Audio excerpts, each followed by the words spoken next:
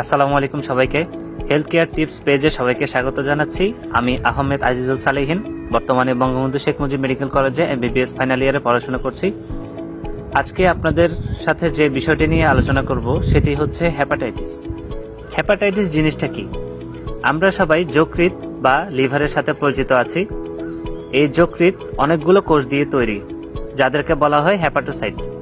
যখন এসব হেপাটোসাইটে কোনো ইনফেকশন হবে বা কোনো প্রদাহ হবে, তখন তাকে আমরা বলবো হেপাটাইটিস। এখন হেপাটাইটিস কি কি কারণে হতে পারে? প্রথমত যে কারণটি দায়ী সেটি হচ্ছে ভাইরাসজনিত সংক্রমণ। দ্বিতীয়ত মদ্যপানের কারণে বা অ্যালকোহল গ্রহণের কারণেও হেপাটাইটিস হতে পারে। তৃতীয়ত চর্বি জাতীয় খাবার বা ফ্যাট জাতীয় খাবার গ্রহণের কারণেও লিভারে ফ্যাটি লিভার ডিজিজ তৈরি হয় এবং এর থেকে হেপাটাইটিস হতে পারে। এছাড়াও কিছু ড্রাগ গ্রহণের কারণেও হেপাটাইটিস হতে পারে। এখন আমরা জানবো ভাইরাল হেপাটাইটিস সম্পর্কে। ভাইরাল হেপাটাইটিস মানে কি? কোনো ভাইরাসের সংক্রমণের কারণে যদি আপনার হেপাটাইটিস ডেভেলপ করে, তখন তাকে আমরা বলবো ভাইরাল হেপাটাইটিস। যেসব ভাইরাস হেপাটাইটিস করে সেগুলোকে বলা হয় হেপাটোট্রপিক ভাইরাস, যেমন hepatitis A, B, C, D এবং ই। এছাড়াও নন হেপাটোট্রপিক ভাইরাস আছে, যাদের সংক্রমণে ডিরেক্টলি হেপাটাইটিস হয় না, কিন্তু অনেক সাইন সিমটমস বা লক্ষণ প্রকাশ পাওয়ার পর হেপাটাইটিস ডেভেলপ করে, যেমন এপস্টেন বার virus, yellow fever virus, cytomegalo virus, herpes simplex virus, rubella virus এবং এন্টারো ভাইরাস। এছাড়াও কিছু ডিজিজ যেমন সিফিলিস, টিউবারকুলোসিস বা যক্ষা, তারপর এমিবায়োসিস মানে যদি আপনার এমিবার সংক্রমণ হয়, এছাড়া টক্সোপ্লাজমোসিস বা টক্সোপ্লাজমা গন্ডি নামক প্যারাসাইটের কারণেও এসব হেপাটাইটিস ডেভেলপ করতে পারে। কিভাবে বুঝবেন আপনার হেপাটাইটিস হয়েছে অথবা আপনি হেপাটাইটিসে ভুগছেন? কিছু লক্ষণ তো অবশ্যই থাকবে। এখন আমরা সেসব লক্ষণ সম্পর্কে জানব। প্রথমত জন্ডিস থাকবে, ফিভার বা জ্বর থাকবে, পেটের উপরের ডান দিকে ব্যথা থাকবে এবং আপনার হেপাটোমেগালি বা যকৃৎ বড় হয়ে যাবে। আমি ইতোমধ্যে 5টি হেপাটোট্রপিক ভাইরাসের কথা বলেছি, hepatitis A, B, C, D এবং ই। এর মধ্যে হেপাটাইটিস এ এবং হেপাটাইটিস ই এগুলো ছড়ায় খাবার পানির মাধ্যমে, যেমন আপনার রাস্তার ফুচকা, চটপটি, বার্গার, স্যান্ডউইচ এসব জাতীয় খাবারের মাধ্যমে আপনার শরীরে প্রবেশ করতে পারে। এদের মধ্যে সবচেয়ে মারাত্মক হচ্ছে হেপাটাইটিস সি ভাইরাস। এটি দ্বারা যদি কেউ সংক্রমিত হয়, তাহলে তার হেপাটাইটিস খুব তাড়াতাড়ি ডেভেলপ করবে এবং তার লিভার সিরোসিস হওয়ার চান্স অনেক বেশি থাকবে এবং লিভার ক্যান্সার হওয়ার চান্স অনেক বেশি থাকবে। হেপাটাইটিস বি ভাইরাসও কিছুটা ক্ষতিকর, তবে হেপাটাইটিস সি এর তুলনায় কম। আপনি যদি হেপাটাইটিস বি ভাইরাস দ্বারা আক্রান্ত হন, তাহলে যদি আপনি ট্রিটমেন্ট গ্রহণ করেন, আপনি সুস্থ হতে পারবেন ইনশাল্লাহ। কারণ এখন হেপাটাইটিস বি ভাইরাসের অনেক ওষুধ আবিষ্কার হয়েছে, অনেক ট্রিটমেন্টের ব্যবস্থা আছে। আর হেপাটাইটিস ডি ভাইরাস, একে বলা হয় ডিফেক্টিভ ভাইরাস, কারণ এটি নিজে কখনো বেঁচে থাকতে পারে না। এটি বেঁচে থাকার জন্য বা রেপ্লিকেশন করার জন্য বি ভাইরাসের উপর ডিপেন্ড করতে হয়। বি ভাইরাসের প্রোটিনকে কাজে লাগিয়ে এটি রেপ্লিকেশন বা তার বংশবিস্তার করে থাকে। হেপাটাইটিস এ ভাইরাস, এটি খাবার পানির মাধ্যমে ছড়ায়। এছাড়াও যদি আমরা সামার ক্যাম্প করি, যেমন স্কাউট এবং বিএনসিসির যেসব সদস্যবৃন্দ বিভিন্ন জায়গায় ক্যাম্প করে থাকে, ওই ক্ষেত্রেও ছড়াইতে পারে। এছাড়াও যদি আমরা অনুন্নত শৌচাগার ইউজ করি, সেক্ষেত্রে শৌচাগারের পানির কন্টামিনেশনের কারণে আপনার বডিতে হেপাটাইটিস এ ভাইরাসের সংক্রমণ হতে পারে। হেপাটাইটিস এ ভাইরাস দ্বারা আপনি সংক্রমিত হয়েছেন কিনা এটি আপনি কিভাবে বুঝবেন? এটি আপনি বুঝবেন NTHAB, মানে আপনি হেপাটাইটিস এ ভাইরাসের বিরুদ্ধে একটা অ্যান্টিবডি টেস্ট করাইতে পারেন, অথবা সিরাম ট্রান্স অ্যামাইনেজ অথবা অ্যালানিন অ্যামাইনো ট্রান্সফারেজ এনজাইমের টেস্ট করে দেখতে পারেন। অ্যালানিন অ্যামাইনো ট্রান্সফারেজ এনজাইম যদি অনেক বেশি বেড়ে যায়, তখন বুঝবেন যে আপনি হেপাটাইটিস এ ভাইরাস দ্বারা সংক্রমিত।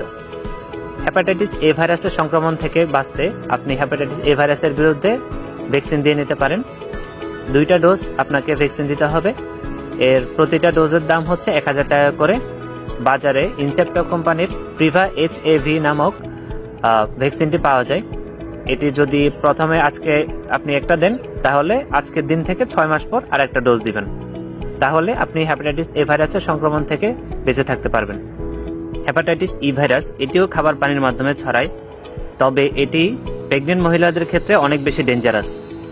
20% প্রেগনেন্ট মহিলাদের মৃত্যুর কারণে এই হেপাটাইটিস ই ভাইরাস। যেসব পেশেন্ট ইমিউনো কম্প্রোমাইজড বা যাদের ইমিউনিটি সাপ্রেস হয়ে গেছে সেসব পেশেন্টদের ক্ষেত্রে হেপাটাইটিস ই ভাইরাসের সংক্রমণ বেশি হতে পারে। যেমন কোনো ট্রান্সপ্লান্টের পেশেন্ট, যেমন kidney transplant, liver transplant, heart ট্রান্সপ্লান্টের পেশেন্ট, অথবা এইডসের পেশেন্ট, কোনো মেলিগনেন্সি যেমন থ্যালাসেমিয়া বা লিউকেমিয়ার পেশেন্ট, অথবা ক্যান্সার কেমোথেরাপি নেওয়া কোনো পেশেন্টদের ক্ষেত্রে এই হেপাটাইটিস ই ভাইরাসের সংক্রমণ বেশি হতে পারে। এখন আমরা জানবো হেপাটাইটিস বি ভাইরাস সম্পর্কে। হেপাটাইটিস বি ভাইরাস এখনকার দিনে অনেক কমন একটি ভাইরাস।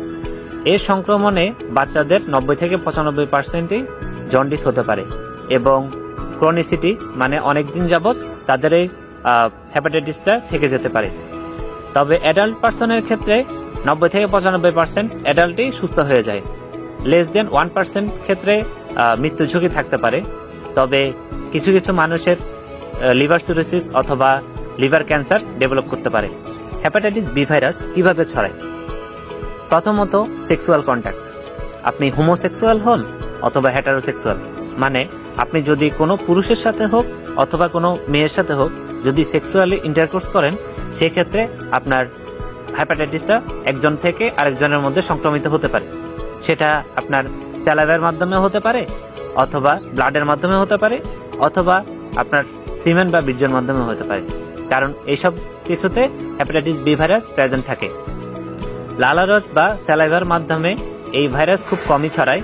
তবে যদি ডিপ কিস করা হয় সেক্ষেত্রে একজনের বডি থেকে আরেকজনের বডিতে এই ভাইরাস দ্বারা সংক্রমণ হতে পারে। গর্ভবতী মা যদি হেপাটাইটিস বি ভাইরাস দ্বারা সংক্রমিত হয় তাহলে সেটি বাচ্চার দেহে সংক্রমিত হতে পারে প্লাসেন্টা বা ওমরার মাধ্যমে। আবার যদি গর্ভাবস্থার পরে যখন ডেলিভারি হয়ে যাবে তখন বাচ্চা যদি মাতৃদুগ্ধ পান করে তাহলে মাতৃদুগ্ধের মাধ্যমেও এটি সংক্রমিত হতে পারে। এছাড়াও আপনি যদি হেপাটাইটিস বি ভাইরাস দ্বারা সংক্রমিত কোনো ব্লাড গ্রহণ করেন তাহলে আপনি হেপাটাইটিস বি ভাইরাস দ্বারা সংক্রমিত হতে পারেন।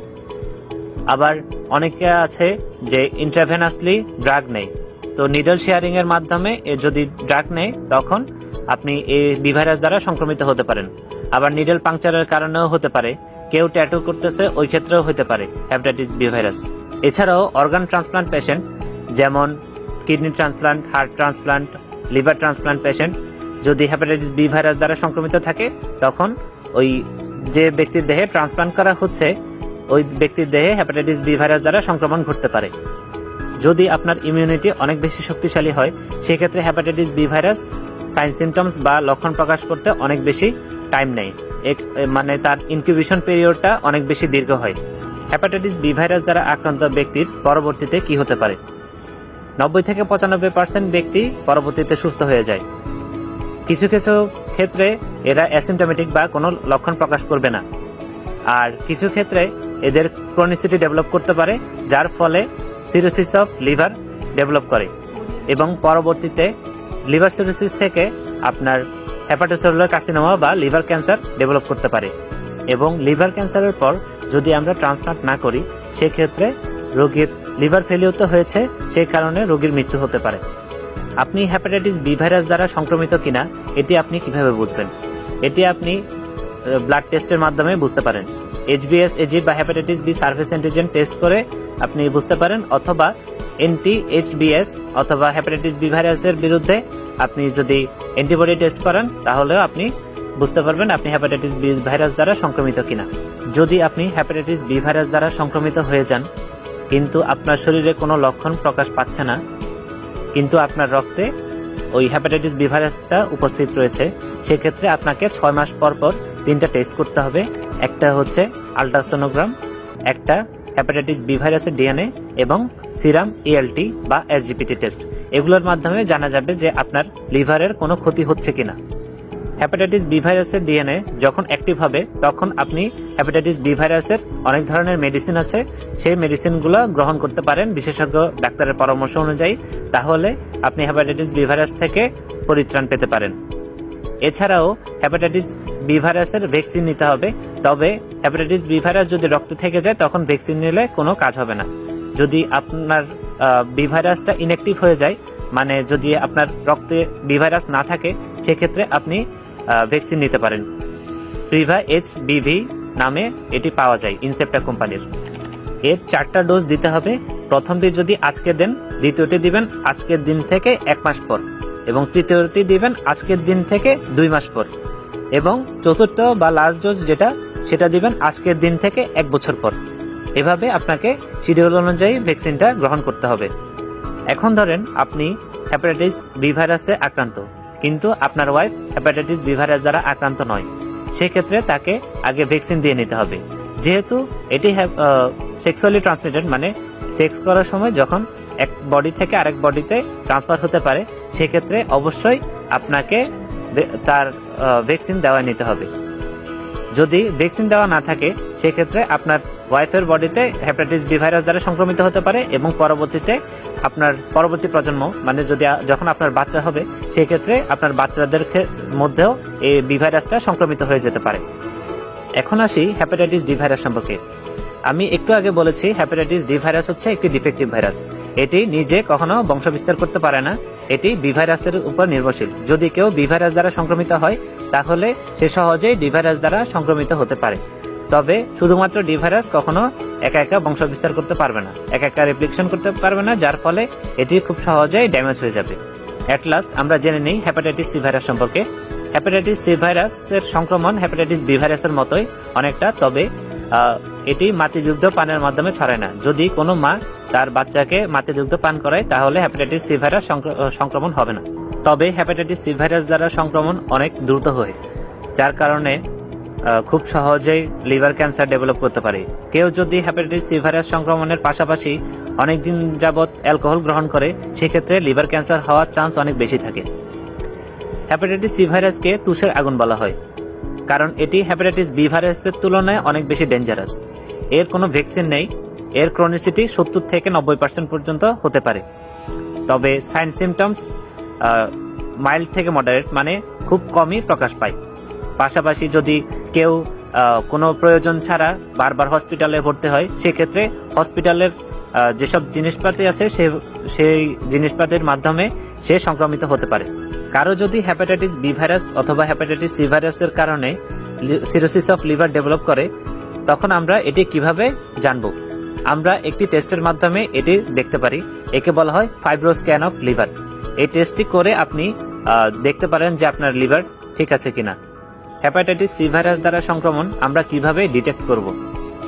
অ্যান্টিবডি টেস্ট করতে পারি হেপাটাইটিস সি ভাইরাসের বিরুদ্ধে, একে বলা হয় অ্যান্টি-এইচসিভি। এছাড়াও আপনি যদি এটি পজিটিভ পান, তাহলে হেপাটাইটিস সি ভাইরাসের আরএনএ টেস্ট করতে পারেন।